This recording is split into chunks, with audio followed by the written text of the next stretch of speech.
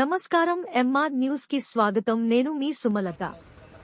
భారత communist party పేద, బడుగు, బలహీన వర్గాల పక్షాన నిలబడి పోరాటాలు సాగించి విజయాలు సాధించిన ఏకైక పార్టీ భారత కమ్యూనిస్టు పార్టీ అని, దానికి ఎంతో ఘనమైన చరిత్ర ఉందని సిపిఐ జాతీయ కార్యవర్గ సభ్యులు రావుల వెంకయ్య అన్నారు. మంగళవారం సిపిఐ 99వ ఆవిర్భావ దినోత్సవం సందర్భంగా వలేటివారిపాలెంలో సిపిఐ జెండాను ఆవిష్కరించారు. ఈ కార్యక్రమానికి ముఖ్య అతిథిగా సిపిఐ జాతీయ కార్యవర్గ సభ్యులు, ఏఐకేఎస్ జాతీయ అధ్యక్షులు రావుల వెంకయ్య పాల్గొన్నారు. ఈ సందర్భంగా ఆయన మాట్లాడుతూ, బీజేపీ ప్రభుత్వం ప్రజలకు అనేక హామీలు ఇచ్చి అధికారంలోకి వచ్చిందని, అధికారంలోకి వచ్చిన తర్వాత హామీలను పక్కన పెట్టి ప్రజలపై అనేక పన్ను భారాలను మోపి వారిని కష్టాల ఊబిలోకి నెట్టేసిందని ఆయన అన్నారు. ప్రభుత్వ ఆస్తులన్నిటినీ ప్రైవేటుపరం చేసి దేశ చరిత్రలోనే తీరని మచ్చగా బీజేపీ ప్రభుత్వం నిలిచిందని ఆయన మండిపడ్డారు.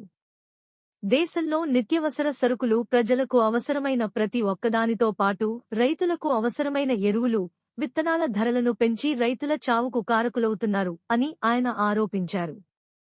కమ్యూనిస్టులు ఉన్న రాష్ట్రాలలో ప్రజలు రైతులకు అవసరమైన ప్రతి ఒక్కదానిని ఇస్తూ ప్రజల అభివృద్ధికి పాటుపడుతున్నాయని ఆయన అన్నారు.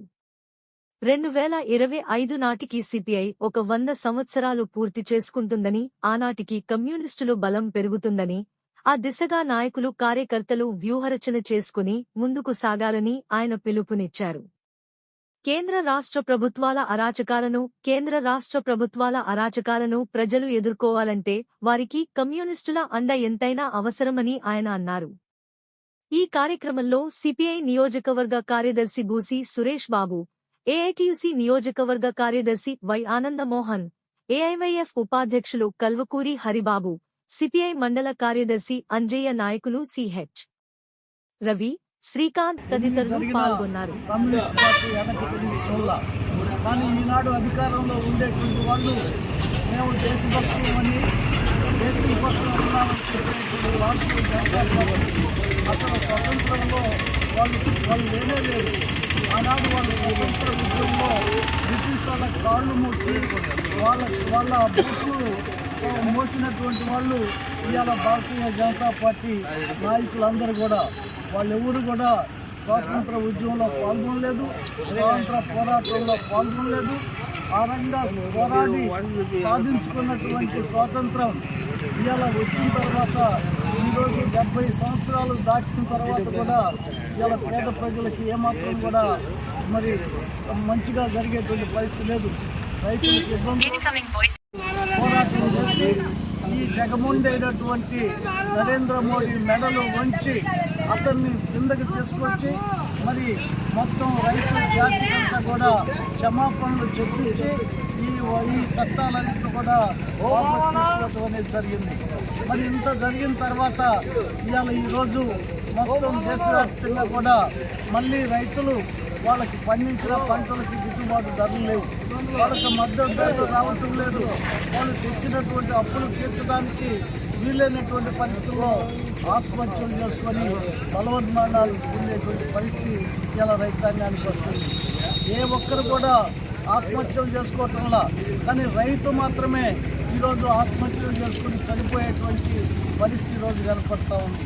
ఈ దేశాన్ని ఏదో బాగు చేస్తానని చెప్పిన నరేంద్ర మోడీ మొత్తం 14 మంది ప్రధానమంత్రులైతే 50 లక్షల కోట్ల రూపాయలు అప్పు చేశాడు. కానీ నరేంద్ర మోడీ ఒక్కడే ఈ 9 సంవత్సరాల కాలంలో మరి 100 లక్షల కోట్లు అప్పు చేశాడు. మొత్తం 150 లక్షల కోట్లు అప్పులు పాలై ఈ దేశం అప్పులు సుడిగుండంలో కూరుకుపోయినటువంటి పరిస్థితి ఉంది. ఒక్కొక్కరి తలకి ఇలా రేపో మాపో చనిపోయేటువంటి ముసలోళ్ళకైనా, పుట్టబోయేటువంటి బిడ్డలకైనా అందరికి కూడా తలకి 2 లక్షల రూపాయల అప్పు ఇలా నరేంద్ర మోడీ ప్రధానమంత్రి మన మీద రుద్దాడు.